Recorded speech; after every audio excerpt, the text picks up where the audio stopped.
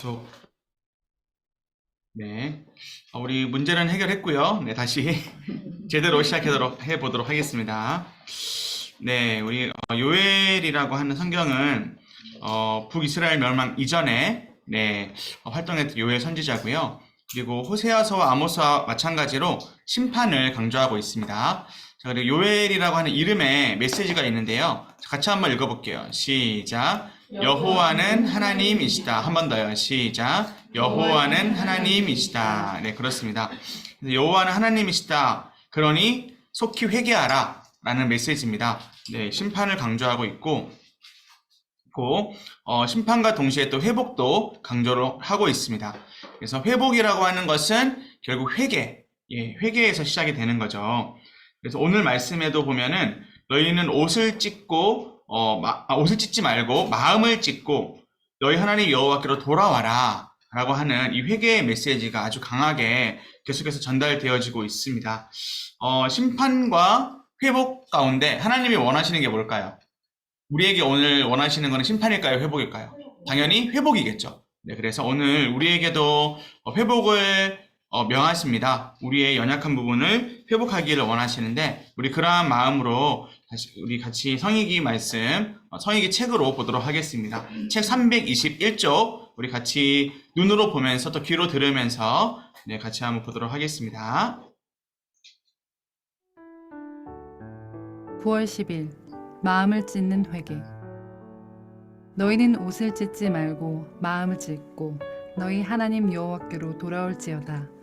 그는 은혜로우시며 자비로우시며 노하기를 더디하시며 인애가 크시사 뜻을 돌이켜 재앙을 내리지 아니하시나니 주께서 혹시 마음과 뜻을 돌이키시고 그 뒤에 복을 내리사 너희 하나님 여호와께 소제와 전제를 드리게 하지 아니하실는지 누가 알겠느냐. 요엘 2장 13절에서 14절. 1장에서 언급된 모든 농작물을 초토화시키는 메뚜기 재앙은 하나님의 백성에게 임할 심각한 심판을 경고한다. 이 메뚜기 재앙은 곧 하나님의 백성을 멸망시키는 심판을 행할 강력한 이방 군대를 예고한다. 하나님께서 메뚜기 재앙을 통하여 경고하신 것은 애굽에서 있었던 메뚜기 재앙을 상기시킨다. 이 재앙은 이스라엘 백성이 하나님의 거룩한 백성으로 살지 못했음을 분명하게 보여주시기 위한 것이다. 그 결과 성전에서 섬기는 제사장들과 그를 섬기는 자들은 굵은 배를 허리에 들고 슬피 애곡해야 한다. 장로들과 땅의 모든 백성들 역시 금식 성회에 모여 하나님 앞에서 울부짖어야 했다. 심판의 날은 여호와 하나님께서 그의 백성을 심판하시는 날이다. 이 날은 여호와의 날이요 어둡고 캄캄한 날이요 짙은 구름이 덮인 날이다. 여호와의 이 날은 크고 심히 두려워 누구도 감당할 수 없는 날이다. 이러한 절박한 상황에서 하나님께서는 요엘 선지자를 통하여 회개의 최후 통첩을 하신 것이다.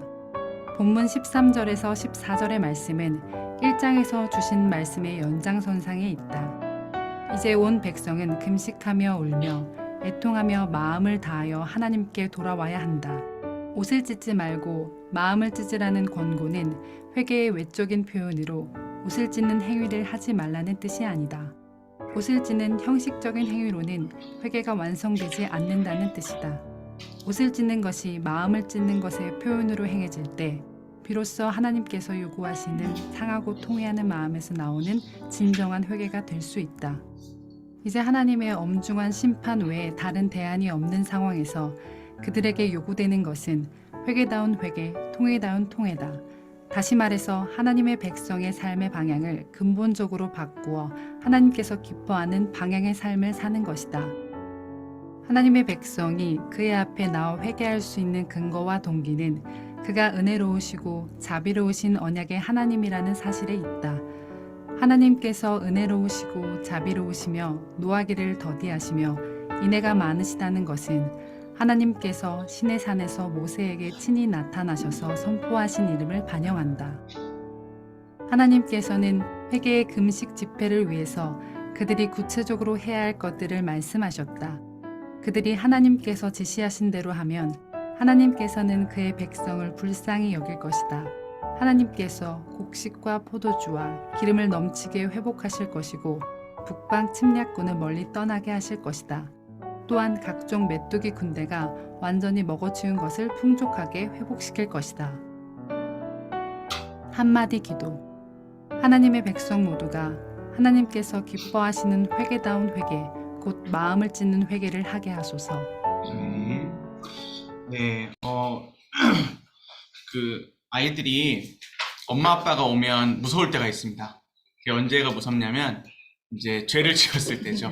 네, 그런데 엄마 아빠가 오면 기쁠 때가 있습니다. 그게 언제냐면 가령 예를 들어 성적이 잘 나왔을 때, 네, 그럴 때 엄마 아빠가 얼른 오기를 기다립니다. 그래서 자랑하고 싶고 얘기해주고 싶고, 네, 근데 불합격을 했어요. 그리고 뭔가 안 좋은 일이 생겼어요. 그러면 엄마 아빠를 두려워합니다. 그죠? 자, 회개라고 하는 것은 말로만 하는 것이 아니라 마음으로 하는 것이고, 또 마음으로 한다는 것은 삶으로 하는 것이다라는 것이 오늘 이 요엘서의 핵심이 되겠습니다. 자, 그런데 너무나도 짙게 심판이 강조되고 있어요. 너무나도 심판에 대해서 강하게 얘기를 하고 있는데, 자, 우리 먼저 그 성경을 먼저 보도록 하겠습니다. 1장 4절입니다. 1장 4절 말씀 한번 먼저 보도록 하겠습니다. 자, 1장 4절 말씀을 같이 한번 읽어볼게요. 시작. 팥중이가 남긴 것을 메뚜기가 먹고, 메뚜기가 남긴 것을 느치가 먹고, 느치가 남긴 것을 황충이 먹었도다. 아멘. 자, 이 말씀은 바로 이 메뚜기라고 하는 이 존재들이 바로 하나님의 군대입니다. 하나님이 보내신 하나님의 그 심판과 재앙을 뜻하는 것인데요. 여기에서 우리가 알 수 있는 것이 있어요. 그게 뭐냐면 우리에게 다가오는 모든 재앙은 하나님이 아신다, 모르신다? 하나님이 아신다라는 거예요. 제가 이번 주에 예수님의 그 죽으심, 또 예수님의 고난을 좀 묵상하면서 죽음과 고난에 대한 좀 책을 보면서 좀 생각을 해봤어요. 그런데 우리가 보통 이렇게 생각을 합니다. 사람이 죽으면 잘못된 거다라고 생각을 해요. 내가 아프면 이거 잘못된 거다라고 생각을 해요. 그죠? 자, 그리고 제가 저도 이제 신방을 다니다 보면 이제 80세 이상 거의 거동이 힘드시고 몸이 많이 불편하신 어르신들이 있잖아요. 그런 어르신에게 어르신 얼른 나으셔가지고 뛰어다니세요. 얼른 나으셔가지고 네, 하늘을 나는 것처럼 막 뛰어다니시고 저처럼 막 열심히 사역합시다라고 하는 게 맞는 걸까? 그렇게 얘기를 하는 게 맞는 걸까라는 고민을 해봤어요. 어서 속히 나으시고 쾌유하십시오. 그 정도는 좋은데 딱 봐도 누가 봐도 몸이 안 좋아질 것 같지는 않다고요. 자, 그렇다면 그런 상황 가운데서 저는 어떻게 위로를 해드려야 되나 사실 이런 고민이 좀 있었어요. 사역 초반에. 자, 그런데 제가 뭘 깨달았냐면 아픈 것도 하나님이 알고 계시고 하나님이 주신 거구나 라는 것을 깨달았어요. 근데 제가 이번 주에 봤던 책에는 뭐라고 나와 있는 줄 알아요? 아픔과 죽음도 사명이다. 그래서 하나님의 선물이다. 아픔과 죽음이 어떻게 사명이 될 수 있을까? 내가 집에서 누워만 있는 거죠. 내가 병원에서 누워만 있는 거죠. 요양원 가기 싫으시죠? 요양원에서 갇혀 있는 거죠. 그런데 그런 상황이 사명이 될 수 있다라는 거예요. 물론 거기에 대한 이야기를 쭉 풀자면은 너무나도 긴 게 될 수 있는데, 자, 이겁니다. 우리가 누군가의 아픔과 누군가의 고난을 함부로 평가해서는 안 된다. 그리고 그 사람의 아픔과 고통과 죽음 속에서 하나님은 반드시 일하고 계신다. 그것이 실제예요. 자, 근데 심판이라고 하는 것도 역시 마찬가지입니다. 심판은 우리가 눈으로 봤을 때 악한 사탄이 승리한 것 같아요. 이 사람이 지옥에 떨어지면 사탄이 으하하하 좋아하는 것 같아요. 그죠? 근데 우리가 그 구조를 깨야 됩니다. 하나님은 사탄과 싸우지 않으세요. 하나님은 사탄을 주장하는 존재이시지, 하나님은 절대 사탄하고 동등하게 선과 악이 막 싸우는 존재가 아니라고요. 이거를 먼저 이해하셔야 됩니다.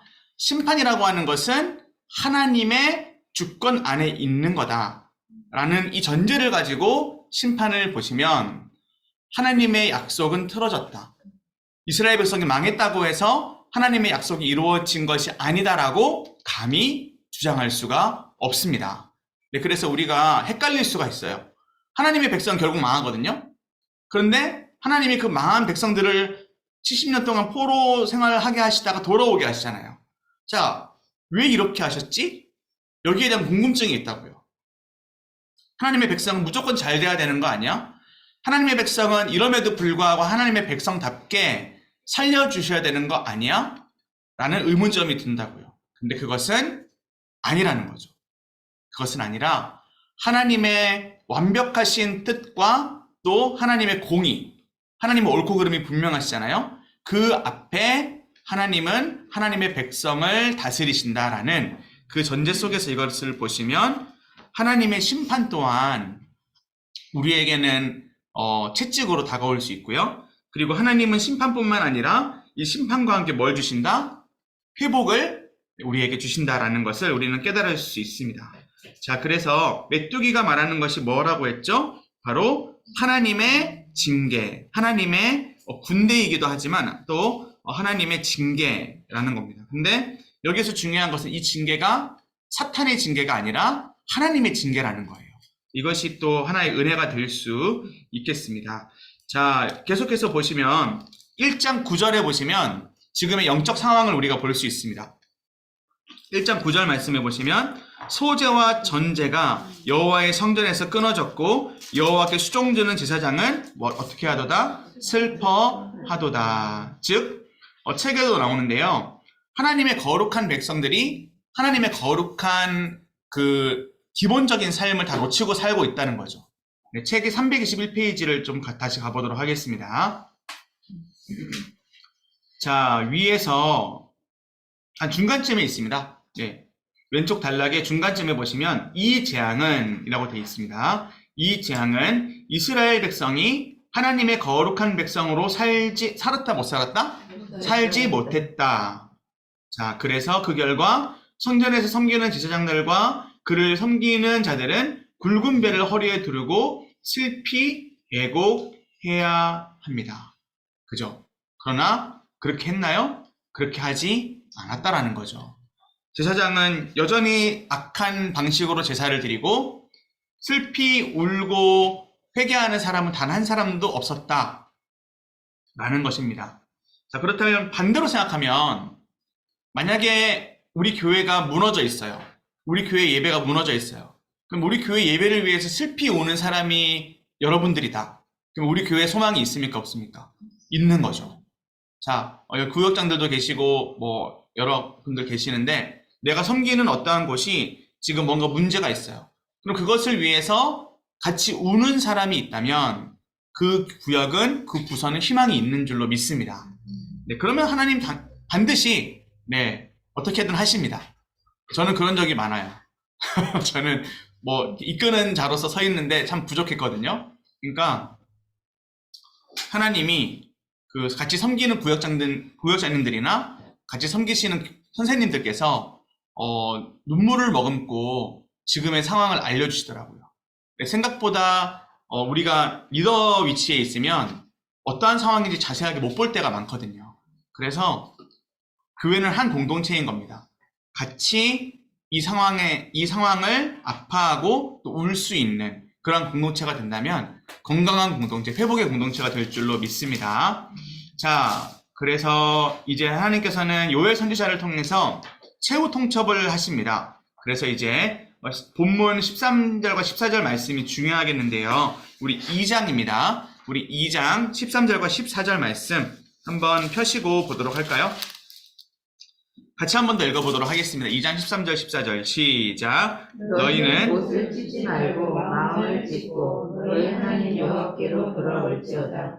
그는 은혜로우시며 자비로우시며 노하기를 더디하시며 이내가 크시사 뜻을 돌이켜 재앙을 내리지 아니하시나니 주께서 혹시 마음과 뜻을 돌이키시고 그 뒤에 복을 내리사 너희 하나님 여호와께 소제와 전제를 드리게 하지 아니하실는지 누가 알겠느냐. 아멘.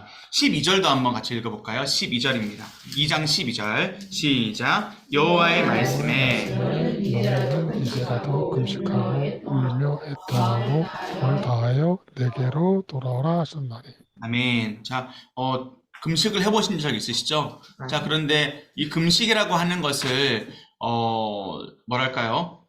몸이 아파서, 밥을 안 먹고 이제 건강검진을 받아야 돼서 하는 금식이 아니라, 정말 마음이 아파서, 하나님께 정말 기도드리기 위해서 금식해보신 적이 있으신 분은 이 금식의 의미를 잘 아실 겁니다. 얼마나 간절하고, 얼마나 슬프고, 또 얼마나 애통하는 마음인지를 잘 경험하셨을 겁니다. 자, 그것이 근데 어떠한 거냐면 하나님의 마음을 돌이키는 방법이라는 거예요. 자, 참 이상하죠. 하나님이 먼저 마음을 돌이키시면 좋잖아요. 근데 그게 아니라 우리 마음을 먼저 돌이키게 하세요. 그리고 하나님의 마음을 돌이키시겠대요. 다시 한번요. 우리 마음을 먼저 돌이키면 하나님이 마음을 돌이키시겠대요. 자, 여러분들 혹시 부모님이시라면 이 마음을 잘 아실 거예요. 아이들을 용서하려고 할 때 이미 용서하시지 않으셨나요? 이미 용서할 마음이 있잖아요. 근데 왜 화가 나고 왜 다시 으르렁 하시는 거죠? 왜냐하면 이 녀석들이 마음을 돌이키질 않아요. 그죠? 끝까지 자기 잘났다고, 끝까지 잘못 없다고 그러죠. 네. 지금 제 첫째가 그러고 있습니다. 네, 근데 뭐 심하게 그러진 않아요. 사춘기가 올랑말랑 하고 있는데, 자, 뭐 아무튼 12살만 돼도 그렇게 부모한테 대드는데, 뭐 대들진 않지만 그 회개하는 게 쉽지 않은데 하물며 우리는 어떠하겠습니까? 우리의 부모님이신 우리 아버지 되시는 하나님께 우리가 진정으로 회개를 하고 있는지 우리는 좀 돌이켜 봤으면 좋겠고요. 하나님은 은혜로우시고 자비로우시고 노하기를 더디하시고 인애가 크신 분이십니다. 그래서 재앙을 내리지 아니하시기를 간절히 원하시는 분이십니다. 그런데 언제 우리가 회초리를 들죠? 용서하기를 바라지만 이 녀석이 끝까지 말을 안 들어요. 그러면 회초리를 들죠. 자, 그럼 회초리를 들면서 어떤 마음을 가지세요? 회초리를 들면서 너 이 녀석 죽어봐라, 아파봐라 하면서 회초리를 드시는 게 아니잖아요. 회초리를 들면서 이렇게라도 하는데 네가 안 고치면 안 되지, 제발 좀 고쳐라 라는 마음으로 회초리 드시잖아요. 하나님 마음 똑같습니다. 하나님 마음은 혹시 14절 말씀에 마음과 뜻을 돌이키시고 그 뒤에 복을 내리시기를 원하시는 겁니다. 자, 그렇다면 책으로 이제 계속 가보도록 하겠습니다. 322쪽에 보시면, 자, 옷을 찢는 것이 마음을 찢는 것의 표현으로 행해질 때 비로소 하나님께서 요구하시는 상하고 통해하는 마음에서 나오는 진정한 회개가 될 수 있다라고 되어 있죠. 다시 말해서부터 한번 같이 읽어볼게요. 다시 말해서부터 시작. 다시 말해서 하나님의 백성이 삶의 방향을 근본적으로 바꾸어 하나님께서 기뻐하는 방향의 삶을 사는 것이다. 네, 저는 이번 말씀 사경회가 그러한 사경회가 됐으면 좋겠어요. 말씀 사경회 오늘부터 시작이 되는데요. 삶의 방향이 바꾸어지는 거죠. 네, 근데 이것은 갑자기 막 내가 변화되는 것은 어렵지만 말씀의 능력이면 나에게 충격이 크게 다가오면 내 삶이 깨어집니다. 그래서 이것이 잘못했다는 것을 인지하게 되고 살아갈 수가 있는 거죠. 그런데 이걸 말씀드리고 싶어요. 하나님은 너네 회개해야 돼, 회개해야 돼, 회개 많이 해야 돼 라고만 얘기하지 않으세요. 자, 따라해 볼게요. 회개할 수 있는 능력. 다시 한번요. 회개할 수 있는 능력. 자, 그 능력을 주시겠다라고 오늘 말씀 가운데 예언을 하고 계세요. 자, 그 부분이 바로 무엇일까요? 바로 이제 그 다음에 나오는 9월 11일자의 내용입니다. 자, 우리 같이 한번 그 회개할 수 있는 능력이 무엇인지 같이 살펴보도록 하겠습니다. 9월 10일 마음을 9월 11일 모든 백성에게 부어주실 성령. 그 후에 내가 내 영을 만민에게 부어주리니 너희 자녀들이 장래일을 말할 것이며 너희 늙은이는 꿈을 꾸며 너희 젊은이는 이상을 볼 것이며 그때 내가 또 내 영을 남종과 여종에게 부어줄 것이며. 요엘 2장 28절에서 29절. 28절의 만민은 하나님의 모든 백성을 가리킨다. 여기에는 하나님의 백성의 모든 계층이 다 포함된다. 늙은이와 젊은이는 연령에 따른 구분이다. 남종과 여종은 성별에 따른 사회적인 신분의 구분이다. 결국 어떤 연령과 신분과 성별을 가지든지 상관없이 하나님께서는 그의 모든 백성에게 성령을 부어주시겠다고 약속하셨다. 문맥적으로 볼 때 그 후에는 하나님께서 기뻐하시는 회개를 할 때 상상을 초월하는 적절한 비와 각종 수확의 풍성함을 허락하시고 그의 백성이 더 이상 수치를 당하지 않게 하실 것이란 약속이 실행된 이유다.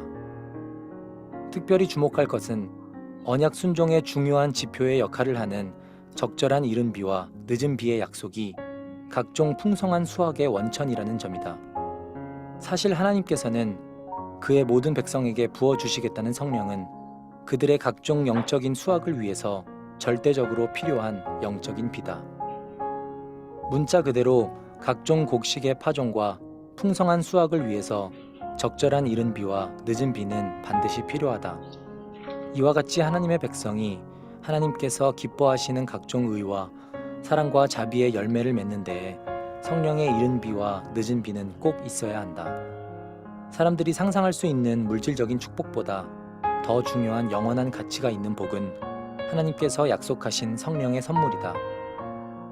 하나님의 모든 백성에게 성령을 부어주시겠다는 약속은 모세의 예언적인 기도를 통하여 처음 주어졌다. 이 약속은 계속해서 선지자들에게 반복되었다. 그 마지막 약속이 요엘 선지자의 예언이다. 이것은 여호와께서 그의 모든 영을 그의 모든 백성에게 주사 다 선지자 되게 하시기를 원하노라고 한 모세의 예언적인 기도가 마침내 종말에 성취될 것임을 보여준다. 이 예언은 예수님께서 부활 승천하셔서 오순절 날에 성령을 보내주심으로 성취되었다. 이를 증명하기 위하여 사도 베드로는 요엘서를 인용했다. 신약 성경은 하나님의 모든 백성은 한 사람도 예외 없이 성령을 받는다고 가르친다. 성령 세례를 받지 않은 사람은 신자도 하나님의 백성도 아니므로 성령을 받지 않은 신자, 성령을 받지 않는 하나님의 백성은 존재할 수 없다. 성령을 받지 않는 신자, 성령 받지 않는 하나님의 백성은 용어상 모순이다. 한마디 기도. 하나님의 모든 자녀에게 성령을 부어주셨으니 신자 모두가 성령의 도우심으로 하나님의 말씀을 깨닫고 선포하는 선지자의 삶을 살게 하소서. 아멘. 네, 이 내용이 진정한 선지자의 뭐랄까요? 그 자격 혹은 선지자의 어떠한 그 힘을 주시는 그러한 어떤 첫 단계가 될 수 있겠는데요. 자, 아주 쉽게 표현해 드리겠습니다. 구원은 어떻게 시작이 되는가요? 구원. 우리가 어떻게 예수님을 믿게 됐죠? 한번 쉽게 접근을 해보자고요. 예수님 어떻게 믿게 됐죠? 회개하면서. 네, 그러면 회개는 어떻게 하게 됐죠? 말씀을 듣고, 그죠? 그럼 말씀 어떻게 듣게 됐죠? 교회에 와서. 교회 어떻게 오게 됐죠?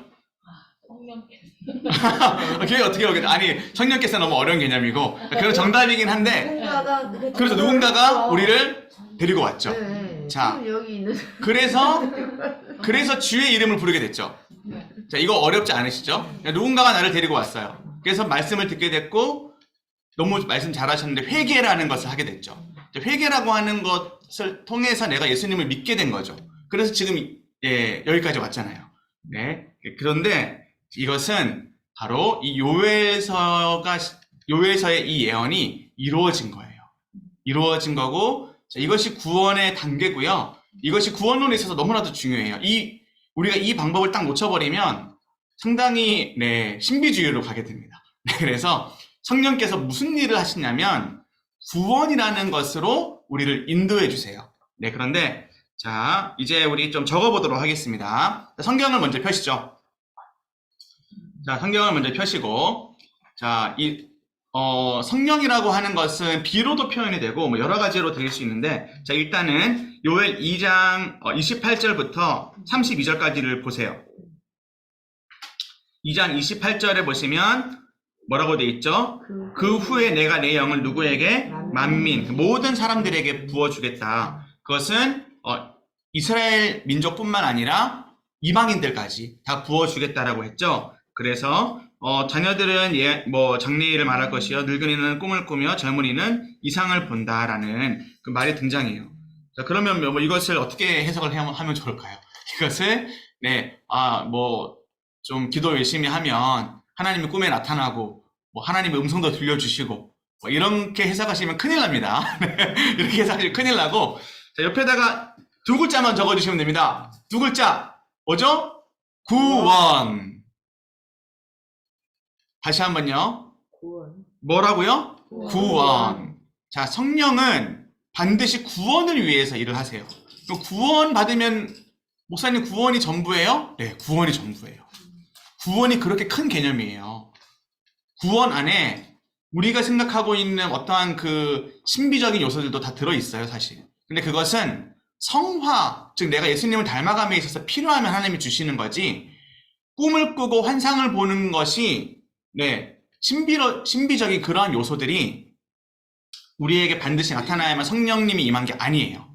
자, 성령은 무엇을 위해 존재하시고 일하시냐면 구원을 위해서 존재하시는 거예요. 그 구원의 핵심 요소가 회개인데, 자, 일단 보시죠. 자, 일단 봅시다. 자, 여기에 보시면 내가 내 영을 남녀가 여종에게 부어주고, 또 이적을 하늘과 땅에 베풀고, 피와 불과 연기 기둥이 나타나고, 또 해가 어두워지고 달이 핏빛같이 된다. 약간 심판의 이미지가 등장을 하죠. 자, 그런데 32절에 보시면 누구든지 여호와의 이름을 부르는 자는 구원을 얻으리니. 자, 근데 좀 이상하지 않아요? 주의 이름을 부르는 자잖아요. 근데 주가 아니라 여기 뭐라고 나와 있어요? 여호와로 나와 있죠. 자, 그렇다면 이 여호와가 왜 예수님으로 우리가 바뀌어서 부르고 있는지를, 그거를 이제 좀 이해할 필요가 있어요. 자, 아무튼 일단은 옆에다가 메모를 해주세요. 사도행전 2장, 그 다음에 로마서 10장. 자, 사도행전 2장과 로마서 10장을 꼭 적어주시고, 자, 우리 이제 사도행전 2장으로 한번 가보도록 하겠습니다. 사도행전 2장.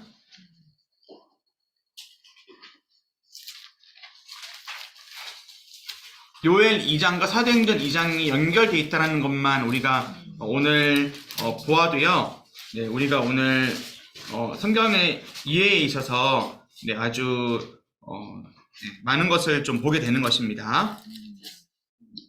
사도행전 2장 17절입니다.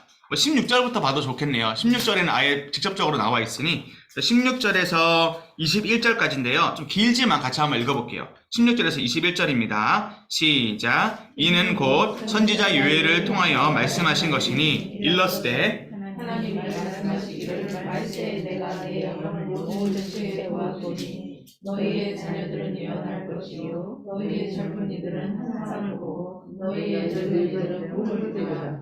그때 내가 내 영을 내 남정과 여정들에게 부어주리니 그들이 예언할 것이요 또 내가 위로 하늘에서는 기사를 아래로 땅에서는 쟁조를 베풀리니 곧 피와 불과 연기로다. 주의 크고 영화로운 날이 이르기 전에 해가 변하여 어두워지고 달이 변하여 피가 되리라. 누구든지 주의 이름을 듣는 자는 구원을 받으리라 하였느니라. 아멘. 자, 이제 확실하게 보입니다. 자, 쉽습니다. 쉽게 접근을 합시다. 자, 성령이 어떻게 임하게 되었냐면, 성령이 어떻게 임하게 되었는지를 우리가 이제 이것이 중요한데요. 바로 예수님, 어떤 걸로? 예수님의 십자가와 부활로. 네, 그래서 옆에다가 적어주시면 되겠습니다. 예수님의 십자가와 부활로 인해 이 성령이 이제 모든 사람들에게 임하게 된 거예요. 다시 한번요. 예수님의 십자가와 부활 사건 이후, 성령 그 이후에 어떻게 됐죠? 바로 성령이 임하게 된 것입니다. 그렇다면 피와 불과 연기, 그다음에 해가 변하여 어두워지고 달이 변하여 피가 된다라고 하는 것은 무엇인가요? 이게 바로 요엘서의 핵심 메시지가 뭐라고 했죠? 심판이라고 했죠. 그러면 이 심판을 해결할 수 있는 유일한 방법은, 이 심판을 피해갈 수 있는 유일한 방법은 뭐다? 예수님이다 라는 원리가 나오죠. 이해되십니까? 이해 안 돼도 이해되셔야 되는데요. 자, 다시 한번요. 심판을 피해갈 수 있는 방법은 회개인데, 이 회개가 어떻게 가능하냐면 성령을 통해 가능하다는 거예요. 그럼 성령을 통해서 회개한다는 건 뭐냐? 바로 예수님께서 십자가와 부활로 성령을 주셔야만 우리가 진정한 회개가 가능하다라는 겁니다. 자, 이 부분은 너무나도 중요한데요. 자, 예수님께서 그 십자가와 부활로 인해서 이제 우리가 뭐 잘 알고 있듯이 예수님은 승리하셨고, 예수님은 이제 온 세상의 왕이 되셨잖아요. 그죠? 자, 그런데 정말 중요한 것은 뭐냐면, 아무튼 예수님은 이 땅에 없어요. 자, 이게 중요해요. 예수님 이 땅에 없고, 이제 누가 활동을 하기 시작했냐면, 사도행전 2장 이후를 보시면, 이제 제자들과 120문도를 비롯한 이제 성령을 받은 자들이 액션을 하기 시작하죠. 사도행전을 영어로 뭔지 아세요? 사도행전 영어로 뭔지 아세요? 액트예요, 액트. 액트가 뭐냐면 액션인 거죠. 자, 뭐냐면 바로 행하는 거예요. 행전인 거예요. 뭘 행하는 거죠? 예수님의 그 사역을 행하기 시작하는 거죠. 이해되시죠? 네, 뭐 이해 안 돼도 넘어가야 됩니다. 자, 조금 더 좀 중요한 부분이 한번 우리 짚고 넘어가겠습니다. 로마서로 가보겠습니다. 로마서 10장. 당연히 이해 잘 되실 겁니다. 우리가 지금 선지서를 배우고 있는 이유와 목적도 성령이 있기 때문입니다. 자, 우리 아까 전에 교회 어떻게 나오셨냐 이거부터 막 점검을 했는데, 이 로마서 10장에 그 부분이 나옵니다. 자, 여기에 보시면 로마서 10장 13절 말씀을 중심으로 일단 볼게요. 자, 로마서 10장 13절 말씀 한번 같이 읽어볼까요? 시작. 누구든지 주의 이름을 부르는 자는 구원을 받으리라. 옆에다가 요엘서 2장, 사도행전 2장을 적어주시면 좋겠죠. 네, 요엘서 2장과 사도행전 2장이 이것에 이제 뭐랄까요? 그 인용 선고가 되겠죠. 로마서 10장 13절 말씀 옆에다가 요엘 2장 또 사도행전 2장을 적어주시면 감사하겠습니다.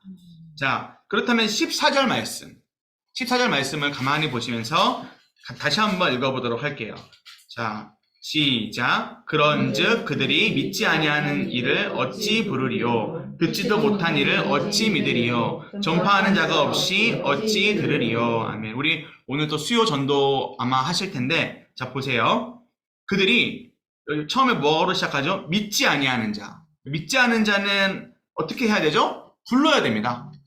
다시요. 믿지 않은 자는 불러야 되고, 그리고 듣지도 못한 이가 있죠? 그에게는 뭘 해야 되냐면 전해야 됩니다. 그래서 믿부 듣전에다가 체크를 해주세요. 믿지 않는 자는 믿게, 믿지 않는 자는 믿게, 그죠? 듣지 못한 자에게는 전하는 것, 그죠? 자, 단순합니다. 여러분들이 교회 온 이유는 믿는 자가 있어요. 그 사람이 부른 거예요. 죄송해요. 은영아, 교회 가자. 맞아요. 인순아, 교회 가자. 이렇게 해서 엄마 아빠가 불렀든 친구가 불렀든 부른 거예요. 이해되시죠? 자, 그런데 그 친구가 부르는 그 모든 과정이 누가 해주신 거다? 성령께서 처음부터 계획해서 해주신 거다. 이렇게 이해를 하시는 게 가장 바른 해석이고요. 자, 그렇다면 계속 반말하겠습니다. 우리 은영이와 인순이의 마음 가운데, 자, 마음에 회개하는 마음이 들리게 된 것, 어떻게 가능하죠? 말씀이 귀에 들렸기 때문이죠. 그럼 말씀이 귀에 들리는 그것은 내가 똑똑해서가 아니라 성령께서 내 마음을 마치 불을 딱 켜주듯이 말씀을 딱 켜주신 거예요. 그래가지고 내 마음에 있는 죄가 보이게 하시고, 그리고 그 죄를 어떻게 해주신다? 예수님의 십자가로 것만 해결할 수 있다라는 그 믿음을 주신 거죠. 자, 근데 그게 시작인데, 자, 성령은 반드시 구원과 연결되어 있습니다. 이것을 제가 말씀드리고 싶은 거예요. 사도행전 2장의 주제가 뭐죠? 액션이잖아요. 무슨 액션이죠? 구원을 행하는 액션이잖아요. 성령으로 인해서 시작되잖아요. 자, 로마서 10장에도 마찬가지입니다. 이 구원에 대해서 믿음에서 의가 나왔다라는 주제인데, 이 믿음이 어떻게 발생됐느냐? 성령으로 인해서 이게 시작이 된 거다라는 걸 얘기하고 있는 겁니다. 자, 그래서 우리는 선지자가 될 수 있는 거죠. 우리는 선지자가 될 수 있고, 조금 이제 좀 신학적인 내용으로 책을 한번 보도록 하겠습니다. 책으로 가보도록 할게요. 그러면 9월 11일자 제목이 뭐예요? 모든 백성에게 부어주실 뭐죠? 성령입니다. 자, 그렇다면 자, 322쪽 왼쪽 단락에 문맥적으로 볼 때부터 같이 한번 읽어볼게요. 시작. 문맥적으로 볼 때 그 후에는 하나님께서 기뻐하시는 회개를 할 때 상상을 초월하는 적절한 비와 각종 수확의 풍성함을 허락하시고, 수확입니다. 그의 백성이 더 이상 수치를 당하지 않게 하실 거리나 약속이 실행된 이후이다 라고 되어 있죠.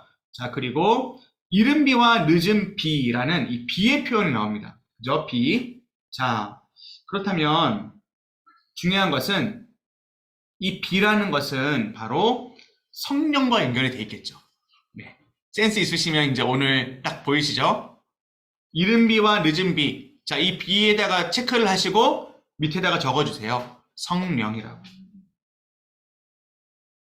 그래서 뭐 이런 찬양 있잖아요. 빈들의 마른 풀같이 시들은 나의 영혼. 네, 주님의 약속한 성령 간절히 기다리네.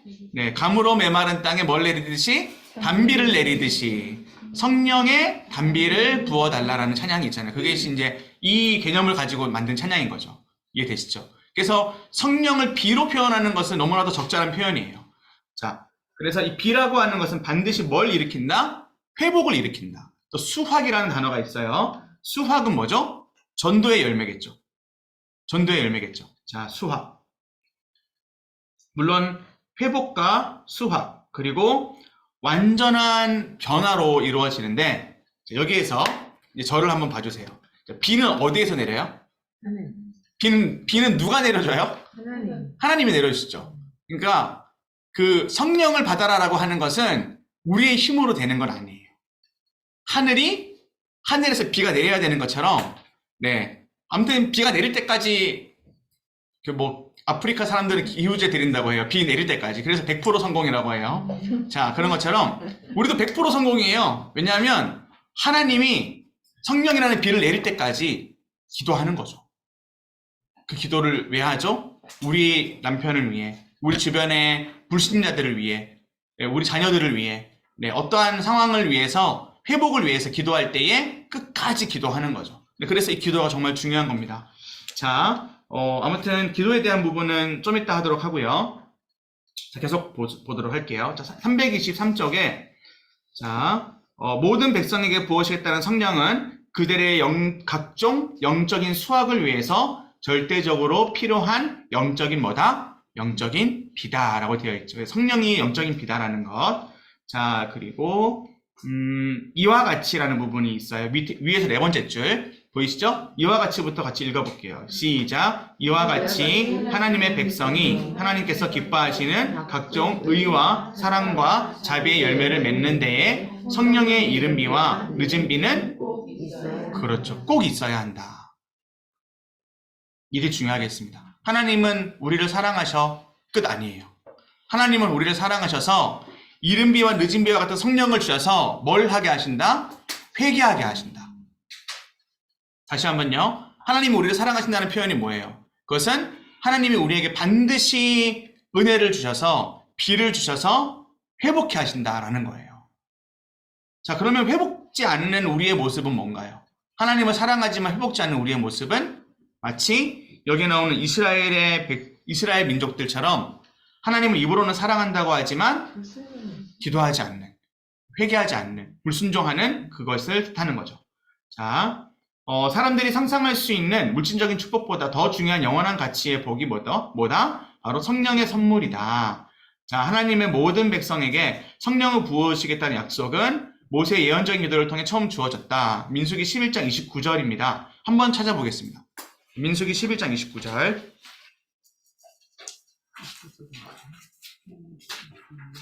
자, 오늘 이 개념은 정말 중요합니다. 그리고 네, 우리가 성령에 대해서 생각을 할 때 너무 구원을 놓치고 성령에 대해서 자꾸 언급을 하는 것 같아요. 성령은 반드시 구원하고 연결을 지어서 봐야 됩니다. 11장 29절 말씀. 자, 네, 모든 민족에게 주의 영을 부어주시겠다라고 하는 것. 이것이 이 개념이 처음 어디에 등장하느냐? 민수기 11장 29절에 등장한다라는 거예요. 한번 읽어보도록 하겠습니다. 시작. 모세가 그에게 이르되 내가 나를 보시하나며 여호와께서 그의 영을 그의 모든 백성에게 주사 나 선지자가 되게 하시기를 원하노라. 네, 이 부분은 민수기 11장 파트의 성의기 부분에서 나와 있어요. 자, 그런데 중요한 것은 간단한 것은 이겁니다. 모세가 원했던 기도가 뭐라고요? 모세가 원했던 기도는 바로 이것도 하나님의 약속이에요. 모세가 원했던 이 기도는 하나님의 약속이라고요. 그래서 이 부분은 꼭 줄을 그어주세요. 여호와께서 그의 영을 모든 백성에게 주사 다 뭐가 되게 원하신다? 선지자. 다 뭐가 되게 원하신다? 선지자. 그렇죠. 선지서가 그래서 중요합니다. 네, 선지서가 중요하고, 네, 우리 선지서 반을 함께 들으시는 여러분들 너무 축복합니다. 네, 그리고 그의 영, 성령을 계속해서 누리시고 경험하시는 여러분들 되시기를 바래요. 자, 그 마지막 약속, 책으로 가볼게요. 323쪽에 보시면 그것이 계속 반복이 되어 왔고, 자, 이것에 이제 우리가 좀 어려운 개념이 새 언약이라는 개념이 나와요. 아무튼 그것은 다음에 보도록 하겠고요. 모든 영을 그의 모든 백성에게 주사 다 선지자 되기를 원하노라 했던 것이 마침내 성취될 것이다. 자, 이 예언은, 자, 323쪽 오른쪽 단락입니다. 이 예언은 예수님께서 부활 승천하셔서 오순절 날에 성령을 보내주심으로 성취되었다. 이것이 사도행전 몇 장? 2장의 내용이죠.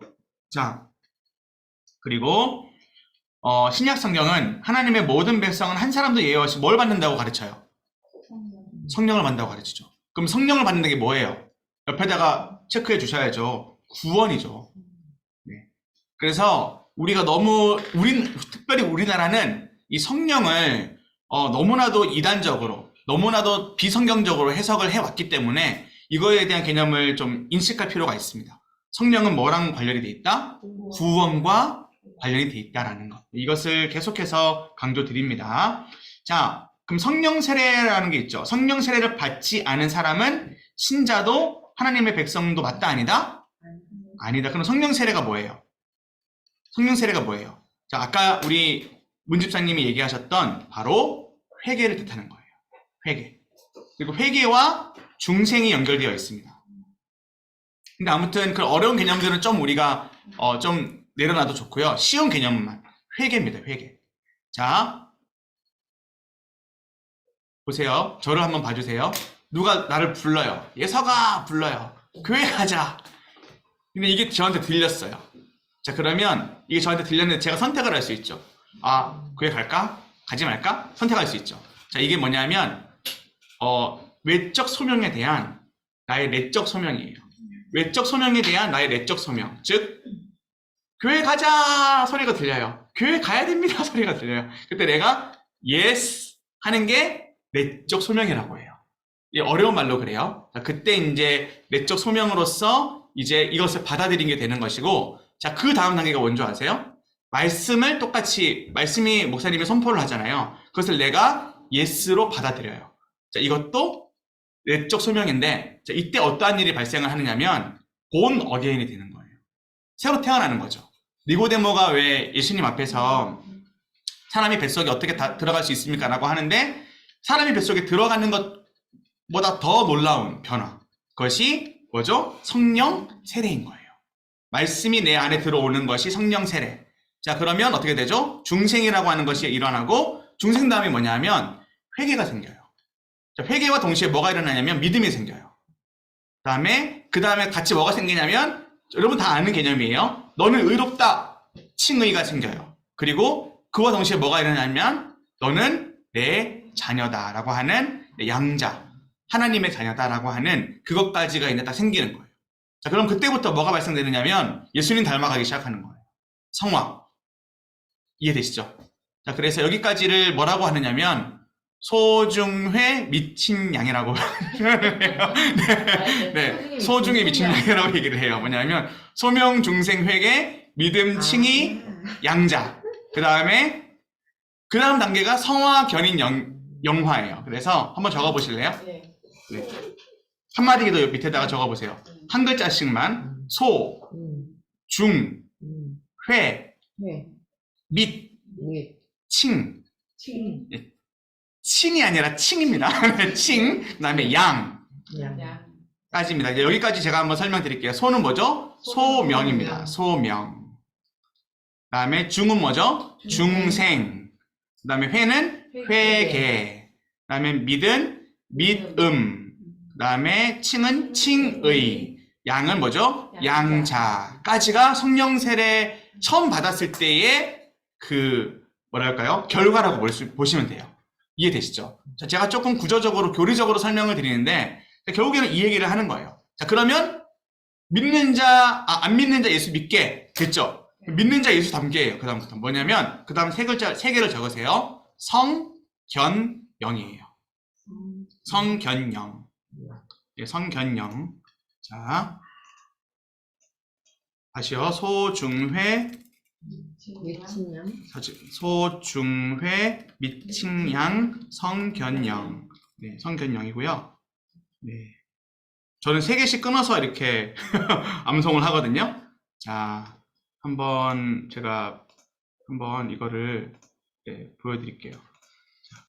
소중회, 미칭양, 성견영이에요. 소중회, 미칭양까지는, 과거부터 현재까지. 현재 지금 일어나고 있는 지금 현재의 상황. 자, 소명이 과거죠? 중생했죠? 이거 단 한 번만 이루어집니다. 예, 회계, 믿음, 칭의 양자됨은 딱 한 번만 이루어지는 거예요. 성령 세례로. 자, 그러면 성견영이 뭐냐면 성은 적으세요. 성화입니다. 성화. 그럼 지금의 단계인 거예요. 예수님 닮아가는 거죠. 그 다음에 견인은 뭐죠? 내가 아무리 죄를 많이 지어도 다시 하나님께서 우리를 이끌어주세요. 다시 예수님께로 이끌어주세요. 이게 견인이죠. 견인차 아시죠? 견인차? 그러니까 차를 네, 견인차. 네, 견인차처럼 계속 우리 이끌어주시는 거예요. 우리는 하나님의 손을 놓은 것 같지만 하나님은 절대 우리 손 안 놓으세요. 견인. 자, 이것이 어떤 사람은 이것을 악용하는 사람이 있어요. 그러면 내 마음대로 죄 지을래. 아니요. 소중히 미친 양 성까지 은혜를 입은 사람은 절대로 그렇게 살지 않아요. 다시 돌아오고 다시 돌아올 수 있어요. 자, 그 다음에 영은 마지막 단계. 뭐냐면 영화입니다. 영화. 이것은 예수님이 다시 오실 때 완벽하게 이루어지는 거예요. 그래서 구원은 소부터 영까지예요. 그래서 구원의 시작은 누군가 나를 반드시 끌어줘야 돼요. 나 스스로 혼자서 꿈꿔가지고 교회에 오는 거 쉽지 않아요. 그런 사람도 있긴 있는데, 자, 그건 역시도 사실 소명을 받은 거죠. 그 꿈에 응답한 거죠. 그죠? 자, 근데 그것은 거의 흔치 않고, 지금의 방법은 뭐냐면, 선지자를 세우세요. 선지자를 세우셔서, 하나님의 선지자인 예수님의 제자를 세우셔서, 예수님의 제자인 우리가 복음을 전해야 돼요. 복음을 전할 때에 그 복음이 그 사람에게 소명으로 들려지기 시작하는 거죠.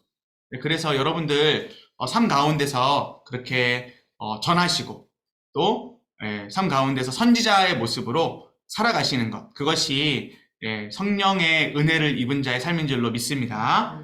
네, 우리 3마디 기도 마지막으로 한번 해볼까요? 같이요. 시작. 하나님의 모든 자녀에게 성령을 부어주셨으니 신자 모두가 성령의 도우심으로 하나님의 말씀을 깨닫고 선포하는 선지자의 삶을 살게 하소서. 아멘. 우리 잠깐만 기도하겠습니다.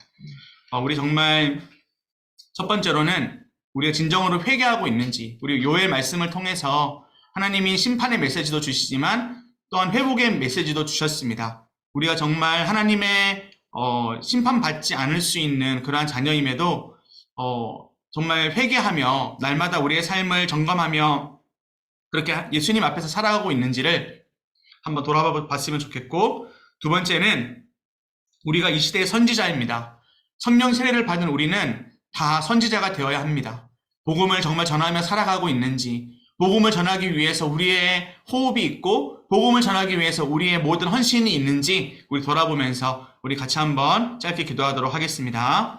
아버지 하나님, 이 시간 정말 말씀을 붙들고 기도하며 나아갑니다. 우리의 중심 가운데 여전히 회개하지 않고 있는 죄악된 모습들이 있습니까? 하나님께서는 계속해서 회개하라, 돌아오라, 마음을 찢어라라고 말씀을 하시는데 우리는 옷만 찢고 있지는 않습니까? 아버지, 우리의 마음을 찢고 하나님께 돌아가는, 여호와께로 돌아가는 그러한 회개의 심령 허락하여 주시옵소서. 아버지 하나님, 특별히 우리의 중심이 정말 성령으로 가득하여져서 정말 성령의 이끌림을 받아서 아버지, 우리가 그렇게 예수님을 더욱 닮아가기를 원합니다. 또한 예수님을 닮은 자답게 아버지, 우리가 그것을 누리면서 그것을 이제는 나누기를 원합니다. 이 시대에 어떻게 복음을 전할 수 있습니까? 이 시대에 복음이 어떻게 전달될 수 있습니까? 우리를 통해서입니다. 우리의 입술을 통해, 우리의 헌신을 통해 복음이 전달되어야 됩니다. 아버지, 우리 교회를 섬기며 나아갈 때에 복음의 전달자로서 우리를 사용하여 주시옵소서. 아버지, 우리가 이렇게 공부를 하는데 이것의 목적은 결국에는 선포하는 것입니다. 이 복음을 정말 열방에 선포하며 나아가는 그러한 선지자로서 우리를 사용하시고 회복케 하여 주시옵소서.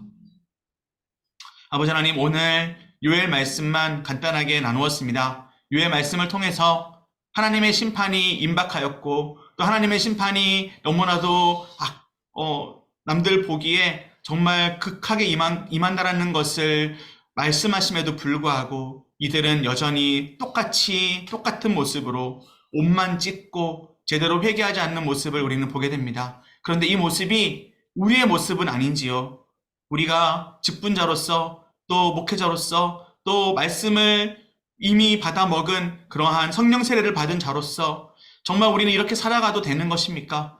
우리의 삶을 점검하는 시간 되게 하여 주시고 또한 우리가 성령으로 정말 매일매일 그 은혜를 누리며 그 이른 비와 늦은 비의 은혜를 누리며 그렇게 살아갈 때에 우리만 누리는 것이 아니라 이제는 그 은혜를 나누는 자 되기를 원합니다. 여기에 있는 모든 하나님의 자녀들이 정말 이제는 선지자가 되어 하나님의 복음을 담대하게 전하며 나아가는, 입술로 전하고 삶으로 전하며 그렇게 나아가는 우리가 되게 하여 주시옵소서. 우리에게 기도할 제목들 많이 있습니다. 우리 남편을 위해, 우리 자녀들을 위해, 우리 아내를 위해, 또 우리 주변에 있는 많은 사람들을 위해서 우리가 기도해야 합니다. 기도하는 마음 허락하시고 또 회복하는 마음 주셔서 정말 그들을 위해서 기도하며 회복해 하시는 그 하나님의 역사하심을 바라보는 우리 모두가 되게 하여 주시옵소서. 오늘 말씀 사경의 가운데도 놀라우신 은혜를 베푸실 것을 갈망하며 기대합니다. 함께하여 주시옵소서. 예수님의 이름으로 기도드립니다. 아멘. 네, 오늘은 여기까지 하겠습니다. 네, 수고하셨습니다. 감사합니다. 네, 대표님 수고하셨습니다. 네, 수고했습니다. 예.